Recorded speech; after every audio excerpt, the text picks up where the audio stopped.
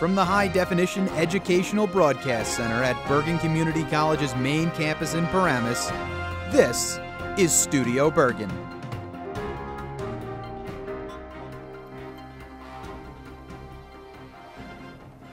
Hi everyone, I'm Larry Levanka, and welcome to this month's episode of Studio Bergen, your connection to the state's largest community college. This is our season finale of Season 3, so thanks for being with us. Any good season finale ends the year with a bang, and I'd like to think we're no different.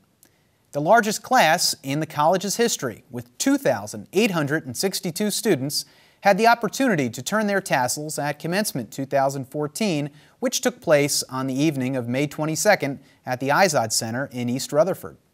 The class included 66 students who earned 4.0 GPAs, a mother and daughter, both earning degrees, and students representing dozens of countries. One of them was salutatorian Katarzyna Jankowski, who is fluent in 3 languages, English, Polish, and German.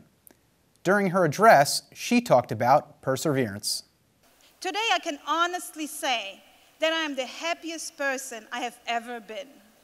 Yet I have not forgotten that the good things in my life did not happen by chance. It's clear to me that without these obstacles, I wouldn't be here, and I wouldn't be asking the important questions.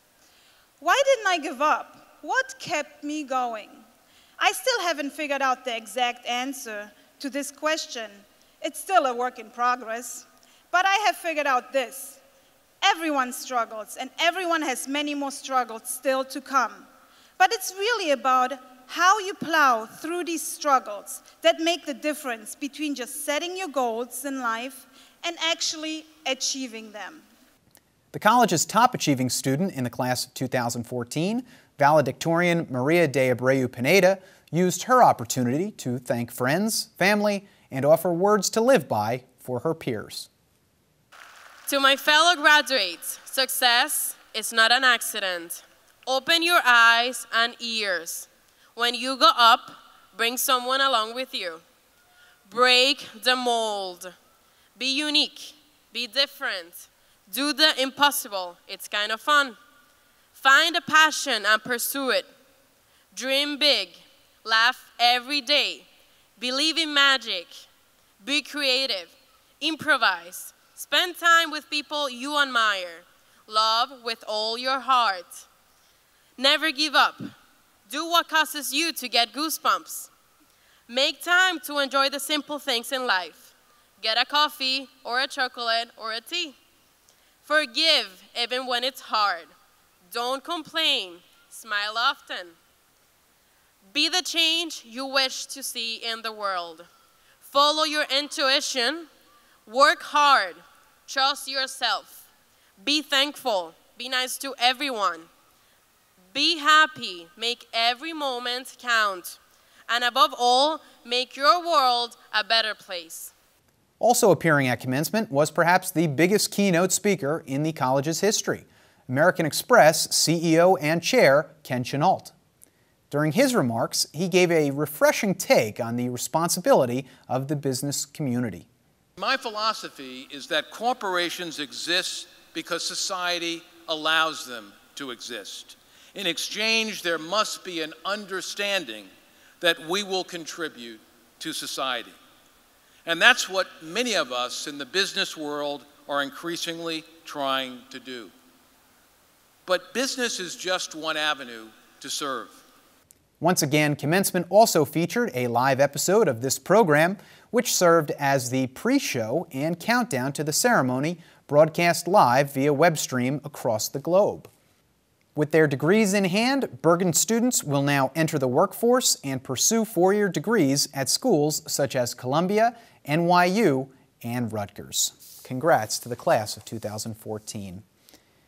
In our new Bergen Buzz segment this month, our team of roving reporters asked some of the grads what they'd miss most about Bergen Community College. When you leave, what are you going to miss the most about Bergen?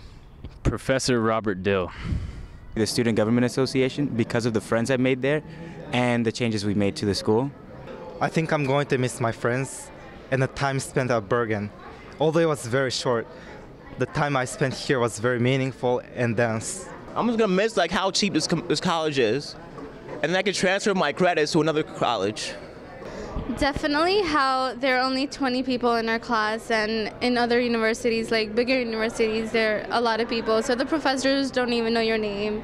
They're not able to help you, and so it's easier when it's one-on-one with the professor. I think what I'm going to miss about Bergen the most is the counselors that you can find here, as in helping with classes, financial aid, anything like that. It's difficult if you're going to, especially if you're transferring to a four-year college, you won't find that same help as when you're in a two-year. I think the thing that I'm going to miss most about Bergen is my friends, probably, because, I mean, they were really nice to me. A few weeks before commencement, the college once again rolled out the red carpet for its graduates during the yearly graduation salute. The event provides an opportunity for grads to settle outstanding issues, meet with four-year college reps, and participate in the always popular cap decorating station. Greg Fenkhart, coordinator of student development, appreciates the opportunity to say good luck to the grads. I really love doing it because over the course of 2 days, I get to meet just about all of our graduates. And it's something that's really incredible because they're all different students from different walks of life. I have proud parents coming in with their students, and they're all just very happy to be graduating Bergen. And it's a really nice thing to be able to meet them, even if it's only for a few seconds, to meet so many students in just 2 days. Meanwhile, the college celebrated its highest achieving students at the annual Academic Awards Ceremony, which recognizes students who participated in the Judith K. Wynn School of Honors or graduated as the top student in their academic discipline. Vice President of Academic Affairs, Dr. Bill Mullaney, applauded the newest class's contributions to Bergen's legacy. Bergen Community College has a long history of academic excellence.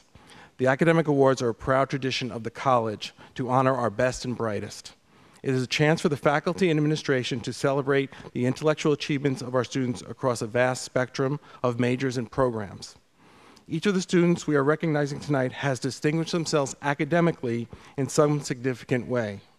One glance at the program gives you an idea of the vast interests and goals these impressive students plan to pursue. Academic Awards remained one of many year-end ceremonies hosted by departments and groups at the college. Others included the annual Nursing Pinning Ceremony, the Tutoring Awards, the EOF Awards, Athletic Awards, Respiratory Therapy Awards, Club Leadership Awards, and the Dental Hygiene Pinning and Graduate Tea. Another annual award ceremony shined a light on retired faculty who made their mark at Bergen. At this year's Professor Emeritus induction event, two professors, Dr. Charles McNerney and Marjorie Webster, were added to the veritable Faculty Hall of Fame. As is our tradition on this program, they are the topics of this month's Faculty Focus. When thinking about Charlie and Marge, as they're known to all of us,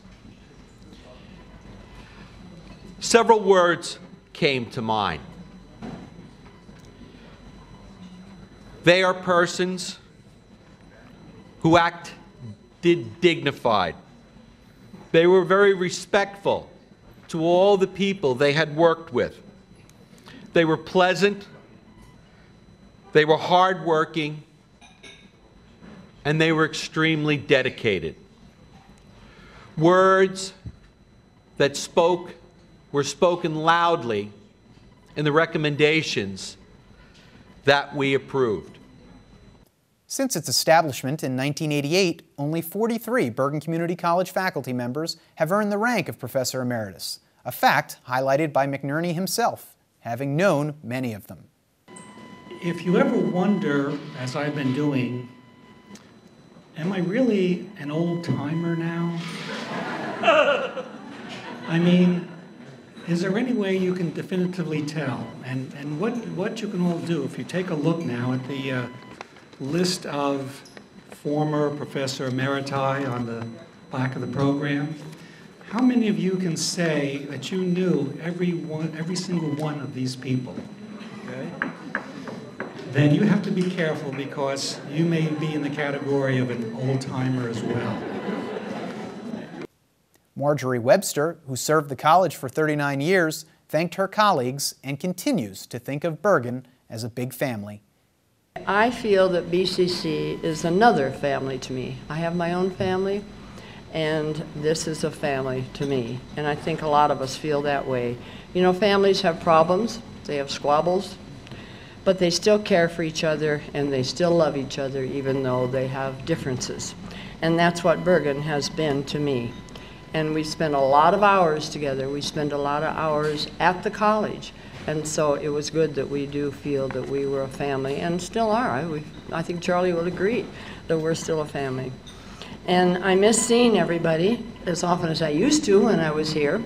But with Charlie and me and Peggy, we're around every once in a while, working on the REA, and so we do get to see you. And I just want to remind you, we have an association waiting for you. Well, retirement is really a great thing, and I can only find one thing wrong with it. Can you guess what that is? It's those paychecks don't come anymore. I don't know. There's something wrong with the administration that they aren't just sending me those paychecks all the time. But anyway, it's been the best career I think that anyone can have. And in spite of any negative, the positive has just outshone any negatives. And I really appreciate all of you people and all of our colleagues maybe who aren't here. And I just say thank you. At the May 9th luncheon, dozens of colleagues turned out to wish the pair good luck, including past inductee Virginia Laughlin. I've known both of them for a very long time, having been at Bergen for a very long time. I have to say, they are two of the nicest people that I ever knew. They're just genuinely warm, genuinely nice to work with. I always enjoyed the interactions. Sometimes we could have been on the opposite side, but it was never that we were on the opposite side. It didn't change the interactions between us.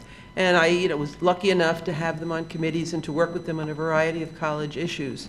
And as was stated before, they both were very professional and both very committed to the college. Retired Professor Lois Sullivan thanked both for their service and discussed their importance to the Bergen community. Welcome to the Professor Emeritus Association, Charlie and Marge. Our two colleagues who are here and honored today are educators who chose the teaching profession with determination to be the best teachers they could possibly be. They certainly lived up to that every day of their lives. They demonstrated through their behavior a dedication to professionalism that was duly noted by everyone who came in their path, both in a professional setting and in a personal life setting. They have spent almost 4 decades here with us at Bergen, working each day to enhance the college's mission and to give their students the finest of learning experiences. Webster served as the Faculty Senate Secretary for 25 years and led Commencement 2013 as the Grand Marshal. McNerney began at Bergen in 1969 and helped lead the college into the computer age. He stands as one of the first instructors to teach online. Both have continued to serve the institution by founding the Retired Employees Association with fellow retiree Peggy O'Neill. Current Bergen faculty Janet Henderson and Ian Ehrlich also received good news in recent months. Joining a select group of peers, they have each earned entry into the Mid-Career Fellowship Program at Princeton University. The program, developed for community college professors in New Jersey, enables participants to take courses at Princeton during the 2014-15 academic year. Program fellows study alongside peers, conduct topical research, and meet monthly to discuss issues in higher education. Speaking of faculty, in our last Sustainability Minute of the season, Professor Rachel Whelan teamed with local landscaper James Sotillo for this month's segment. Our last 2 shows, we covered the topic of composting, and today we have a very special story for you about composting. It involves how a couple of our students, a faculty member, our head's groundkeeper, and a business collaborator got together to create a product from theory to production. And today we have our business collaborator here, James Sotillo, to show you the product our students helped create and now you can buy. Hello, I'm James Sotillo of Ecological Landscape Management, and a couple of years ago I did a talk for Bergen Community College to the students about the importance of soil biology and growing plants, and at the time I had mentioned how critical it is that we need a field test to be able to monitor and dictate the levels of soil biology going on within the soil instantly, momentarily in the field, because currently the systems require us sending samples out, waiting 2 weeks for a return, and costing a lot of money. Shortly after that, we started working with the faculty and the students and a grant, and we actually were able to produce a field test kit called the Biometer that has been used now for over the past 6 months with complete accuracy. The test is very simple. This is soil taken from Bergen Community College, and it comes with a tool to measure out an exact centimeter of soil, so it's based on volume, not on weight. And you place it into a test tube of solution that helps clarify the material and also release the organisms from the soil. It gets placed in. A simple stirrer gets placed into the soil solution, and everything gets mixed up. After 3 minutes, you have a relatively clear solution that you then put a filtration system through. You then place the soil using a pipette into the biometer, which will actually has a Secchi disc on the bottom. And once you can no longer see the black and white on the bottom of the disc, it will tell you exactly what number it comes in at. So this is a soil that's very high in biological activities, coming out at about 2.75, which is equivalent to about 20 million microbes per centimeter of soil, which shows that it's a very healthy and productive system. And your test is done. This has all been correlated back to direct counts under a microscope over thousands of tests to make sure that the data is completely accurate. Coming up after a short break, we'll have a few guests in studio as we tie a bow on the academic year. We'll be right back.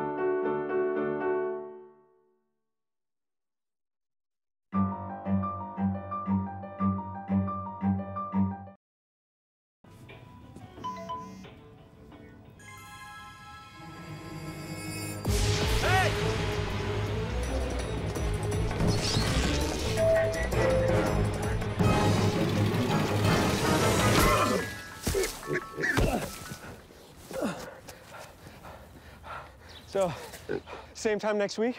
Well, of course. Put away a few bucks, feel like $1 million. For free tips to help you save, go to Feed the Pig. Welcome back to Studio Bergen. I'm Larry Levanka.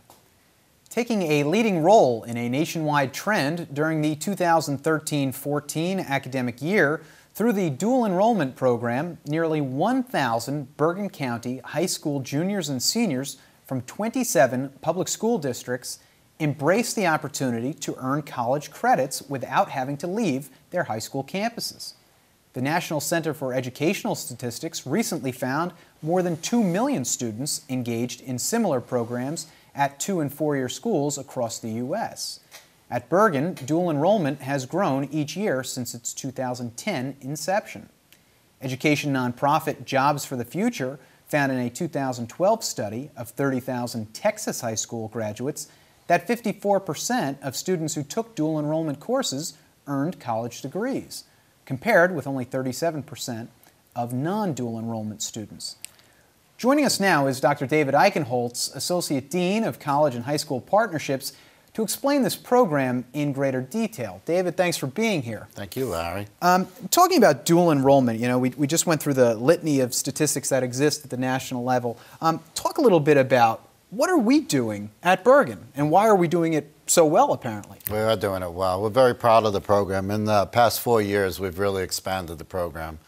Being in 28 high schools now is pretty much encompassing the good part of the county right now. 900 plus students in individual classes throughout the county. And we have just added 5 new high schools this year. We plan on bringing 5 new high schools in. We've actually even come out of our borders of Bergen County a little bit because our program does stand tall. The academic integrity of the program is very important to us. We work very closely with the deans and the department chairs that anyone who's delivering these classes has to have the same credentials as an adjunct would if they were delivering the classes on our campuses. That's a master's, at least in the subject area, 18 graduate credits in that subject. The curriculum has to be identical to our curriculum as well. So the integrity stands up, the credits are great, and it's a half-price program. Students are eligible to take these classes, get the same 3 credits that they would as if they were taking it on our campus, and they could do it for $200+ per 3 credits. There's so much there to talk about. Let's start at the beginning, though. How does a program like this get off the ground? I mean, obviously you have a background in working in the high school setting, working in the municipal setting. How does this start? I mean, to grow to this point? I think it grows exponentially. When Catherine Malone and I got started 4 years ago, there were about 12 to 14 high schools that we were working with. Between word of mouth, we attend conferences, superintendents meet on a monthly basis for breakfast. And some time ago, I was tapped because of my background, 19, 20 years in public school administration. And even after 4 years of doing this for Bergen, many of those people are still out there. Some of them now are my students from graduate classes that I taught as an adjunct. So the familiarity helps. They've learned to trust me when I promote Bergen Community College as a good place to allow their students to earn some credits. And it's word of mouth as well between administrators. It's word of mouth between parents. One parent in one district will say, we have this program. The parent in the other district says, why don't we? And we don't like to bring the pressure from the backside, but if it happens, we'll take advantage of it. This might be a little unclear to some of the people at home, but the bottom line on this is students are in their home high schools.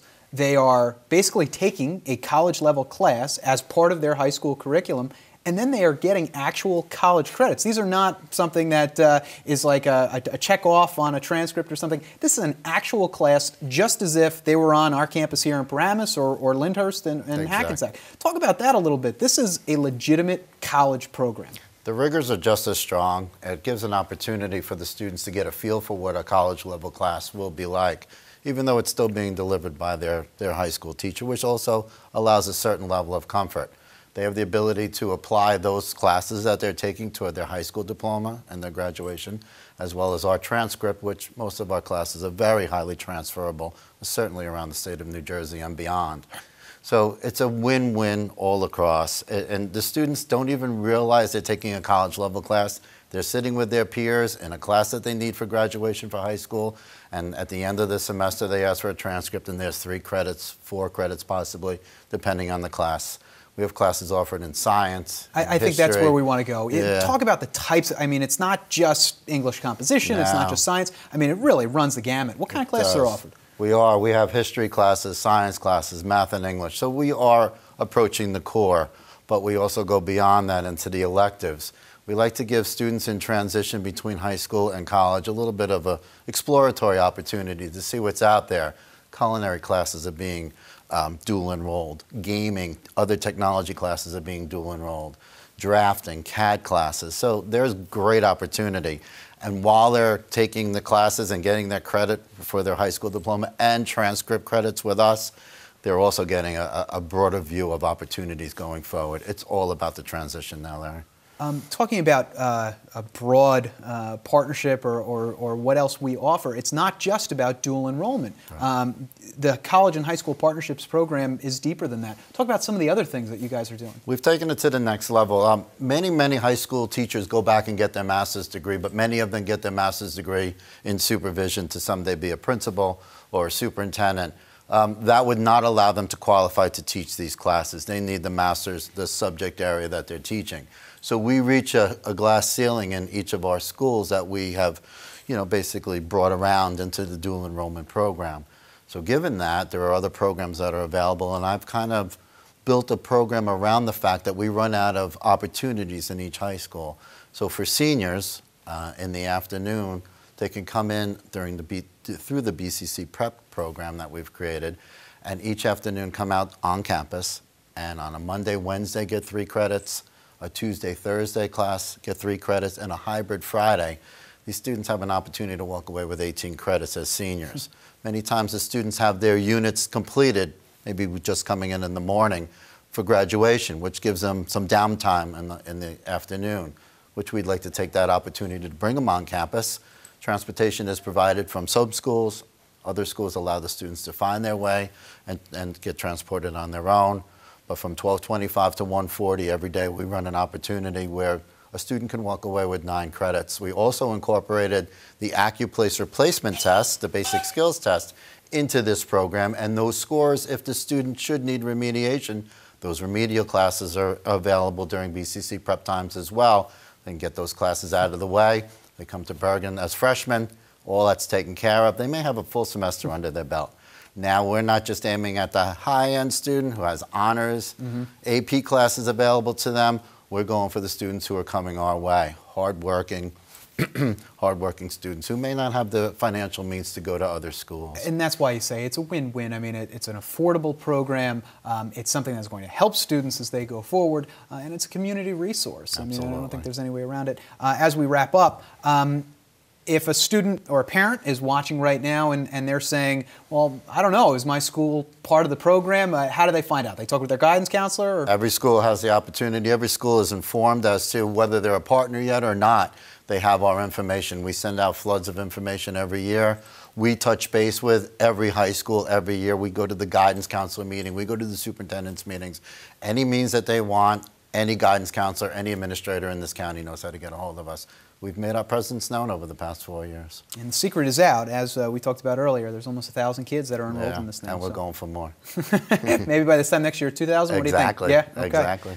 In other news, as we close the 2013-14 academic year, one final slate of big-name speakers visited campus, including feminist punk rock icon Kathleen Hanna, who appeared as part of Women's History Month. Hanna encouraged students in attendance to push boundaries. Hanna led bands such as Bikini Kill and Le Tigre. She's also married to Adam Horovitz of the Beastie Boys. While the Paramus Bergen Community College at the Meadowlands Shuttle may not be intergalactic, Beastie Boys fans, how's that for a segue? It does provide a much-needed service between the college's 2 largest locations. I recently took a ride on the shuttle to experience it firsthand. When the Paramus Bergen Community College at the Meadowlands Shuttle started rolling last fall, excitement was high. So far, students seem to be enjoying the ride. It's pretty reliable. It gets me back and forth much better than NJ Transit. It's no cost to me, and nice service overall. The shuttle, which provides free service between the locations, was secured with a grant applied for by the county and college. The shuttle provided more than 2,200 guests with trips in April, including Derek Arzu. I used to take the NJ Transit, but it would take like an hour and a half just to get to school. But this seems to be working, so I like this way better. The shuttle runs every half hour when school is in session. For Bergen Community College, I'm Larry Levanka. In this month's campus calendar, in partnership with the Center for Food Action, the college will open the Exchange Food Pantry Thursday, June 5th at 9 a.m. in room B105 at the main campus. On Wednesday, June 11th at 11:30 a.m. in room A318 at the main campus, college officials will join with their counterparts from Ramapo College of New Jersey to sign an articulation agreement for science, technology, engineering, and mathematics majors. And finally, since this is our last episode of the season, remember, fall 2014 classes begin Tuesday, September 2nd.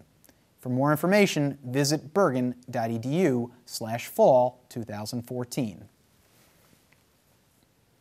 In our Student Success Spotlight this month, we welcome Taryn Torciello, who has taken it upon herself to become the face of women's health care at Bergen Community College. Welcome, Taryn. Thank you. Thanks for being here, Taryn. You are Thanks now for having me. You're officially a graduate of Bergen Community College, so congratulations. Thank you. But you really left your mark here. Why don't you tell everyone, how did you get into this? How did you become the face of women's health care at Bergen?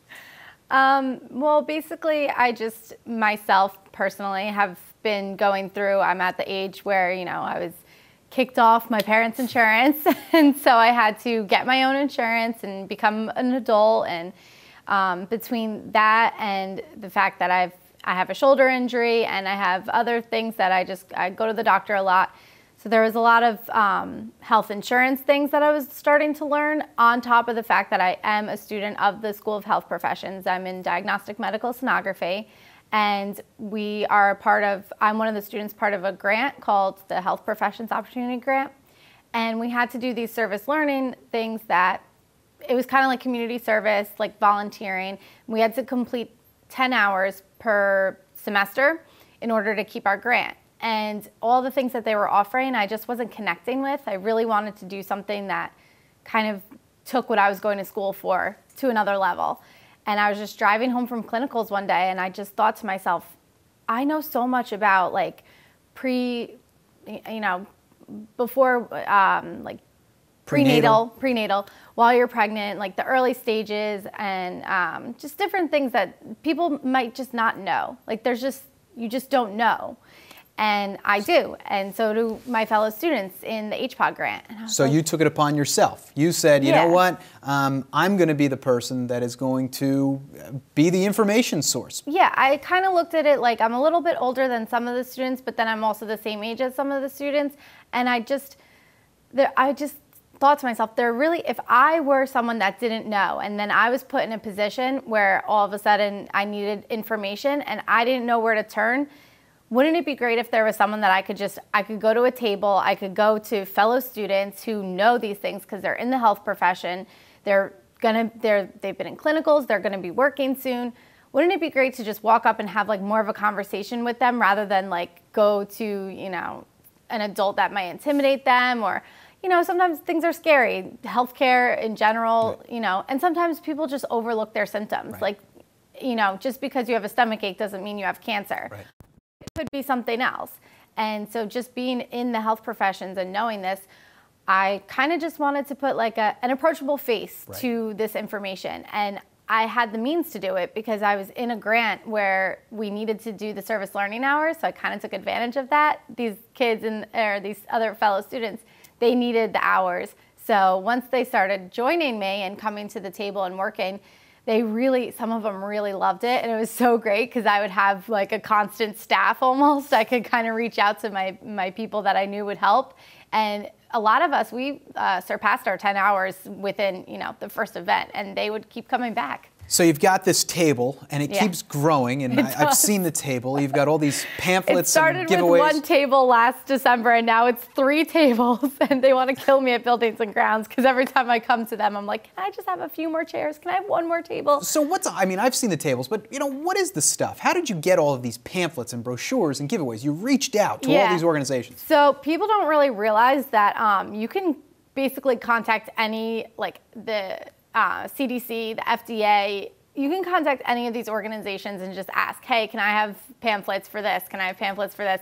I mean, I was ordering pamphlets 2 o'clock in the morning, 200 of this, 200 of this in English and Spanish. Like, I had so much information come to my house. At one point, the UPS guys were like, really? Another 6 boxes? And I was like, it's for a good cause.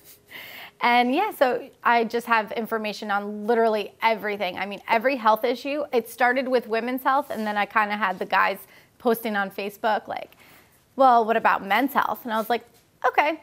So the next table I had, here's men's health. You guys asked for it. And it just kind of grew from there. So students at all these events, and how many events did you have? 4 or 5? I had 2 last semester, and then I had 1, I think, every month this semester. Okay. So it's been about 6, maybe 6 or 7. And at these events, students would come up to you, and I mean, they would ask the uncomfortable questions, but that was the point, right? Yeah. And I kind of had it strategically set up so that, like, on one side, it was like more of like the pregnancy stuff. So I kind of stood over there because I am in ultrasound, so I could kind of talk to them about the different trimesters and what's going on prenatally and all that. And then I kind of had like the nursing students more in the middle, where it was like more general health and like cancer things, and then the men's health. And then I had a little section also for dental hygiene, and that's where the dental hygiene students would stand. And then kind of like at the end was like the more like touchy stuff, like, you know, the pamphlets on like depression and suicide help and prevention and things like that. And so that they didn't really, if they didn't want to stop and ask, they could kind of just take a pamphlet and some candy and walk away. So I kind of had it strategically set up. But I mean, students would come up, and I always warned whoever worked with me. I said, you know, you have to be very unbiased with this, and you have to, students are going to come up to you and their friend is going to have a problem. Right. And you have to understand that it might not be their friend, it might be them. So just tread lightly and give as much information, because they can always throw out what's not relevant. What's amazing about this for you is healthcare was a second career option. Yes. You had a career. I've had a career already. You had in fashion. You were a writer. I mean, why did you come into healthcare? I mean, you've said it to me before, but you know, just explain why.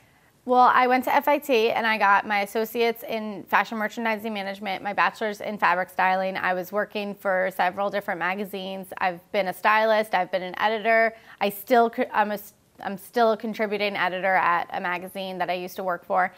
And I just would sit at a desk all day, and I felt like there was more to life than sitting behind a desk from 9 to 5. And it started making me stir crazy, so to say. And then I started looking at like drastic things. I mean, I was looking at going to volunteer in like third world countries for a month or two or a summer. And my mom was like, why don't you scale back and remember that career I told you about, you know, ultrasound? It's still an up and coming career. Why don't you look into it? You know, Bergen's a great school, blah, blah, blah. And I was like, yeah, maybe. So continuing on with my life, you know, still working, and then just my mom was sitting down talking to my sister about it because she thought maybe she would get into it. And when I started hearing like the actual facts about it, and like, I was like, that's it. I was like, give me that paper.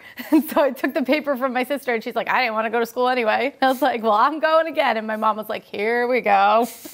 Another degree, another graduation. So. But I mean, in the end, you are now, you may take this on the road. Yeah, you might make this career. I've really come to know what I love, and doing this and being able to help people this way, and just every day is a new adventure in the health industry. You know, there's always people that need to be helped, and they're always so relatable. And it's even for me, I mean, like I said, personally, I've had different health issues, you know, from my stomach issues to my shoulder injury. I've been there, I've done this, I've seen what's been going on. I'm currently at the age where, you know, with the health insurance and stuff, the issues that I have. So when people come up to my table, we sit there and it's like two people having a conversation, like we're gonna go get dinner afterwards. Like sometimes I feel like we become such close friends in those 5 minutes. I'm like, do you want to exchange phone numbers and get, you know, food later or something? So it's really cool. It's become a really awesome opportunity, and I'm happy to see where it goes. And that's the point. You know, she became the face of women's healthcare at Bergen. She may become the face of healthcare in Bergen County, or maybe she's the next spokesperson for Obamacare. I don't know. We'll see. But the bottom line is she's done some great things here at Bergen. We're very proud of her. Yes, and you know, as part of the class of 2014, one more time, congratulations. Thank you so much. All right, Taryn.